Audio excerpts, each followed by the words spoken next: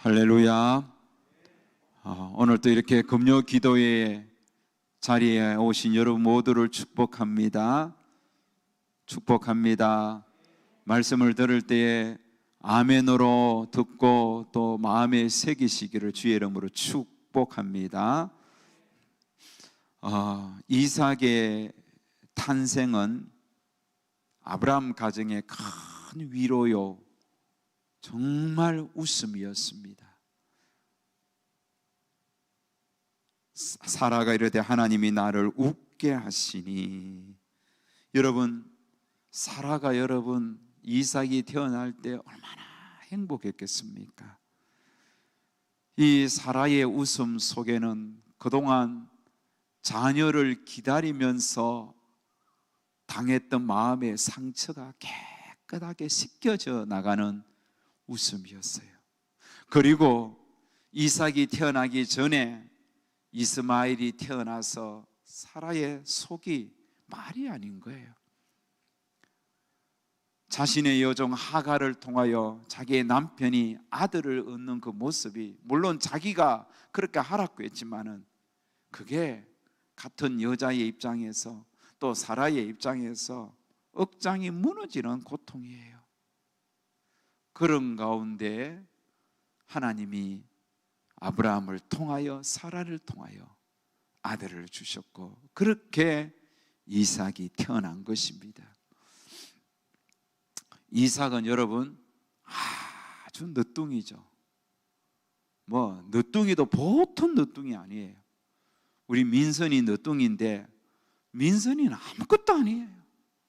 아무것도 아니다 말이에요.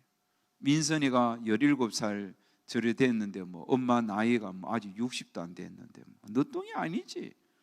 근데 사라가 이삭이 태어날 때가 90세였단 말이에요. 90세. 여러분, 늦어도 이렇게 늦은 아들이 어디에 있겠습니까?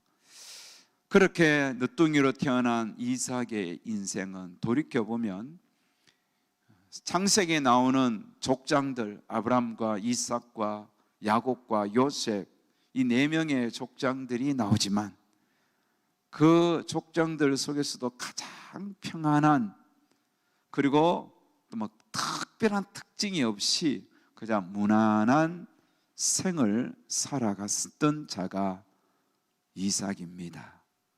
아브라함이나 야곱이나 요셉은 여러분 얼마나 참 파란만장했습니까? 그러나 이삭의 인생은 그렇게 파란만장한 인생은 아니었습니다. 하지만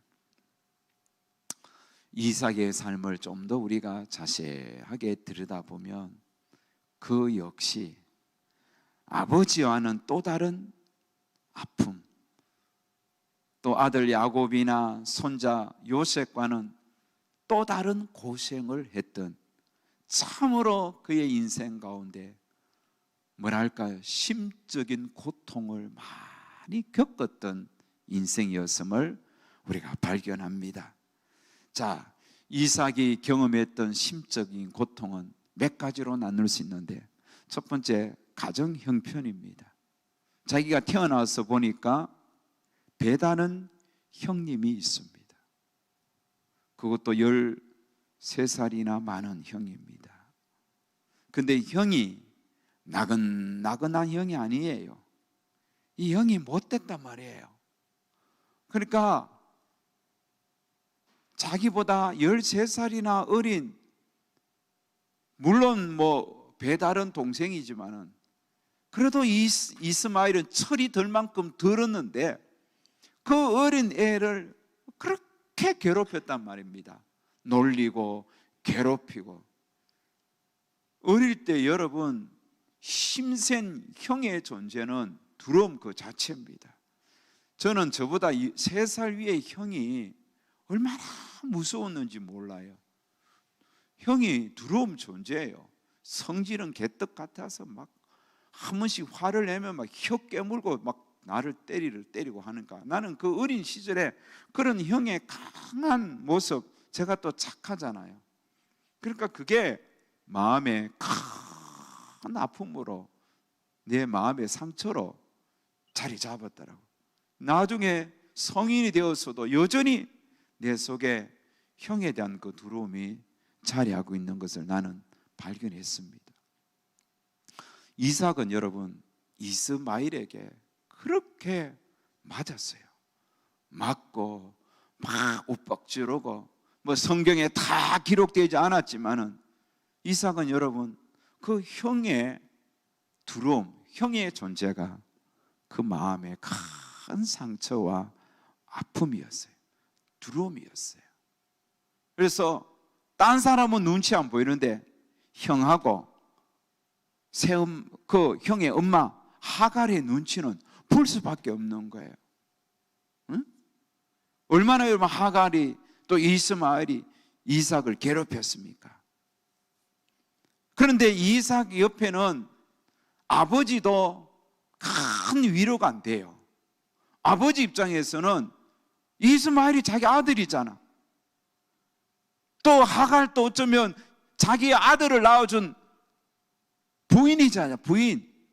어찌됐든 그러니까 아버지 아브라함의 입장에서는 이삭을 그렇게 보호하는 존재가 아닙니다. 이스마엘도 아들이요 이삭도 아들이니까 아마 뭐 아브라함은 좀 이 성격상 또 좀 우유부단한 그런 게 있었겠죠. 딱 부러지는 성격이라면 아내 사라가 내 여종에게 들어가서 아들 낳으시오 하면 안 돼! 무슨 소리 하느냐? 하나님이 당신과 나 사이를 통하여 자식 주시겠다고 약속하지 않았느냐? 그러면서 하나님의 약속을 끝까지 기다립시다 이래야 되는데 이러지 않았겠어요? 아브라함의 성격이 똑바르면. 그런데 아브라함이 그럴까? 이러면서 말이야 젊은 그 하갈이라는 여종을 취하는데 그 속에 여러분 아브라함 속에 있는 그 뭐라 할까 아주 정욕적이고 엄란함이 보이지 않습니까? 그래서 이스마엘이 태어났단 말이에요. 그러니 이스마엘을 향한 아버지 아브라함의 마음은 여러분 사랑이 가득했습니다. 사라가 자꾸 이스마엘이 이삭을 괴롭히니까 남편 아브라함에게 이스마엘과 하갈을 내쫓으시오 이러니까 이 아브라함이 어떻게 했습니까? 근심하여 근심이 되었다 했잖아요. 이건 뭘 이야기합니까? 이삭에게는 자기를 위하는 존재는 아버지는 아니었다는 거예요. 그러면 이삭에게 유일한 위로는 누구예요? 누구겠어요? 그 가족 중에 이삭에게 유일한 자기 편은 누구겠어요? 여러분 설교 들어요 안 들어요? 대답해 보세요. 대답. 누구예요 누구? 엄마잖아 엄마. 사라. 여러분 이삭이 태어났을 때 사라가 웃었잖아요. 이삭에게 유일한 자기 편은 엄마예요. 사라였단 말이에요. 여러분 이삭은 이렇게 어린 시절에 형에 대한 두려움 때문에 늘 힘들었어요. 고통스러웠어요. 또 이삭이 자라면서 그의 나이가 한 16, 17세쯤 되었을 때에 아버지로부터 큰 상처를 받습니다. 어떤 상처일까요? 아버지가 자신을 제물로 잡아 죽이려고 했잖아요. 모리아 산까지 같이 걸어갔습니다. 분명히 물었어요. 아버지, 제물은 어디 있습니까? 아버지가 산에 준비되어 있다. 이삭 입장에서는 산에 뭐 제물을 누가 종들을 시켜서 잡아놨나? 이렇게 생각할 수도 있을 거 아니겠습니까? 그런데 산에 가보니까 아버지가 자기를 꽁꽁 묻는 거예요. 그리고는 눕혀놨고 막 칼을 들고 자기를 치려 할 때에 여러분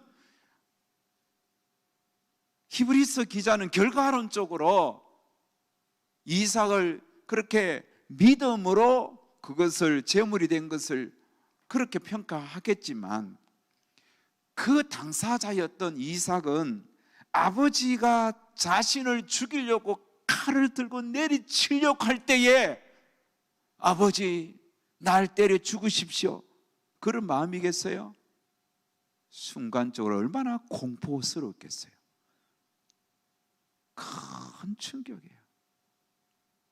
그게 뭐 결과론적으로 믿음으로 그렇게 아브라함은 이삭을 제물로 드렸다 하고, 이삭도 그런 아버지를 예수님처럼 그렇게 죽임을 당했다고, 예수님 마음을 품었다고, 이렇게 결과론적으로 우리는 해석할 수 있겠지만, 여러분 그 상황 속에 들어갔던 이삭은 이건 어마무시한 상처예요. 너무너무 고통스러워요. 어떻게 아버지가 아무리 하나님이 명령했다고 하지만 어떻게 나를 죽이려고 그러지? 나를 죽이려고 그러지? 그 충격은 이루 말로 표현하지 못했을 거예요. 오래 갔을 거예요. 그 마음에 상처가 있었던 거예요. 그 다음에 여러분, 이삭에게 더 가장 큰 충격이 뭔지 알아요? 엄마가 죽은 거예요. 장가도 가기 전에. 이삭에게 유일한 자기 편, 자기 마음을 헤아려 준 자는 엄마 사라예요. 아버지도 아니다 말이에요. 그런데 그 엄마가, 어쩌면 엄마라는 그 존재, 사라라는 존재가 이삭이 살아가는 삶의 낙이었고 위로였고, 아, 우리 어머님은 내 편이구나, 항상 그렇게 생각했을 거예요. 그래서 어쩌면 아버지하고는 크게 대화 없이 그렇게 지냈을지는 몰라도 엄마 사라하고는 항상 대화하면서 자기의 모든 아픔도 어머님을 통하여 위로받고, 그렇게 어머님이라는 존재가 가장 든든했다 했었을 거예요. 그런데 이삭이 결혼도 하기 전에 사라가 세상을 떠났습니다. 큰 충격이었을 거예요. 이거는 보통 충격이 아니에요. 이제는 나를 도와줄 사람, 내 편이 아무도 없겠다, 이렇게 생각했을 거예요. 큰 상실을 얻었을 거예요. 그리고 이삭은 주변 이웃들로부터 계속 공격을 받았어요. 블레셋에 정말 그는 먹고 살기 위해서 내려갔는데 블레셋 사람들이 그가 애섭한 우물을 돌로 메우고 쫓아냈잖아요. 다른 곳에 가서 정착해서 또 우물을 팠는데 또 블레셋 사람들이 와서 죽이려고 그러고 쫓아내고, 또 이도하니까 또 쫓아내고. 여러분, 이게 트라우마가 생겨요. 막 우물 파려고 그러면 또 나를 또 쫓아내지 않을까. 그런데 다 파고 이제 막 물이 나오고 가축들 먹이려고 이러는데 또 찾아와서 또 쫓아내고. 이것을 여러분 서너 번 반복한단 말이에요. 이럴 때 이삭의 삶이 얼마나 여러분 고달팠겠어요. 자, 이삭이 참 무난한 인생 같고 성경에는 크게 그의 고생을 기록하지 않은 것 같지만, 제가 지금 말씀드렸잖아요. 이삭의 인생도 만만치가 않습니다. 아버지 아브라함처럼 고향을 떠나고 형제가 죽고 또 차원이 좀 다른, 그와는 다르고, 또 아들 야곱이 고향을 떠나고 고생했던 거나 또 요셉이 막 종으로 팔려가는 거, 그거는 좀 차원이 다르지만, 그럼에도 불구하고 이삭은 그의 인생 속에서 참 많은 고통이 있었다는 거예요. 그런데 놀라운 사실은 뭐냐? 하나님이 이삭의 인생에 개입해 주셨다는 거예요. 할렐루야. 하나님이 이삭의 인생에 개입하셨어요.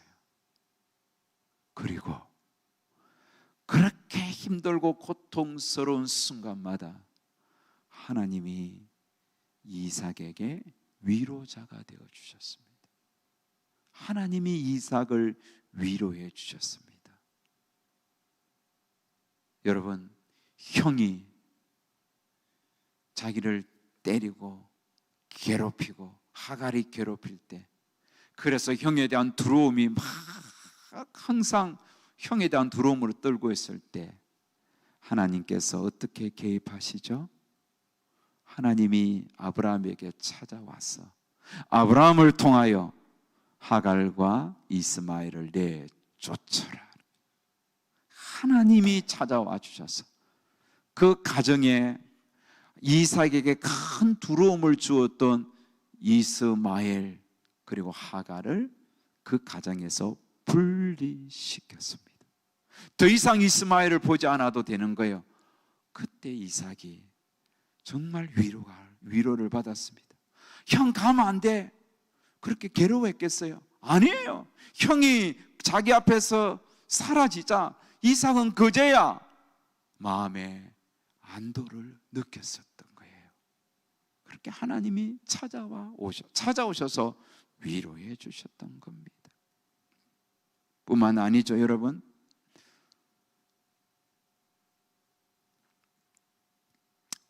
어머님이 아버지가 자신을 제물로 바치려 할 때 모리아 산에서 그때 하나님이 또 개입하잖아요. 하나님이 아브라함을 막으셨잖아요. 하나님이 막지 않으면 이삭은 그냥 번제물로 죽는 거예요. 하나님이 나타나셔서 막으시면서 이삭의 인생을 위로해 주시고 보호해 주시는 거예요. 뿐만 아닙니다. 사라가 죽고 어머님을 잃어버렸던 큰 상실감 때문에 그렇게 힘들어할 때 하나님이 어떻게 이삭을 위로하죠? 아내를 주시는 거예요. 리브가. 그래서 성경 24장 67절에 보면 이런 말씀이 있습니다. 이삭이 리브가를 인도하여 그의 어머니 사라의 장막으로 들이고 그를 맞이하여 아내로 삼고 사랑하였으니 이삭이 그의 어머니를 장례한 후에 위로를 얻었더라. 위로를 얻는 거예요. 그 상실한 마음에 리브가가 아내로 오면서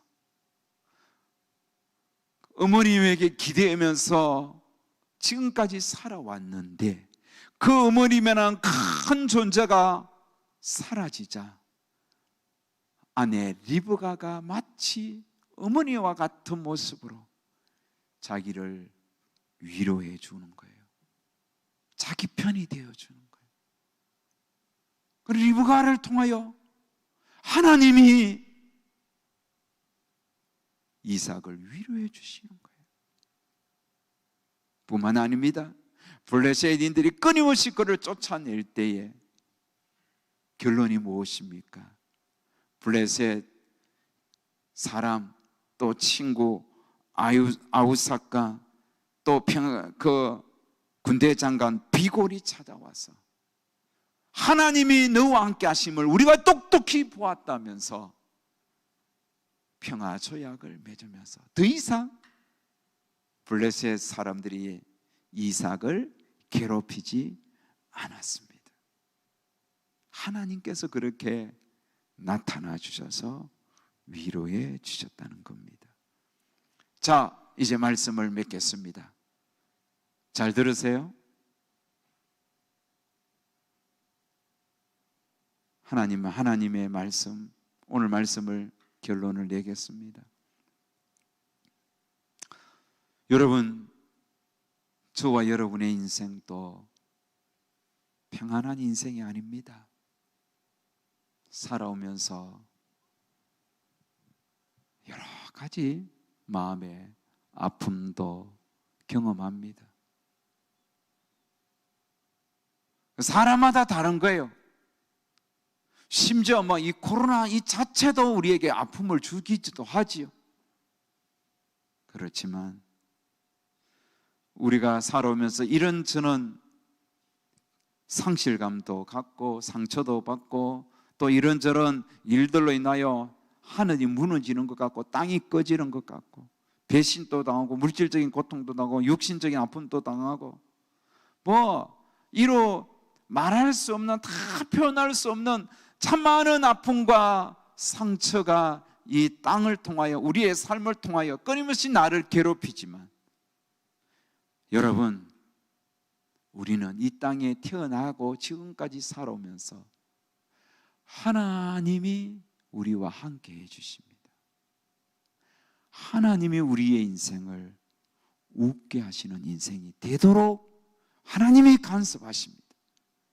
여러분, 하나님이 내 인생 여정 순간순간 찾아와 주세요. 그리고 하나님이 위로를 주시는 거예요. 그 위로하심이 앞으로도 있고 지난 과거도 있었고 현재도 있습니다. 그 위로는 사람마다 각자 다르겠지만 분명히 우리는 하나님이 이 땅에 보낸 이삭과 같은 존재예요.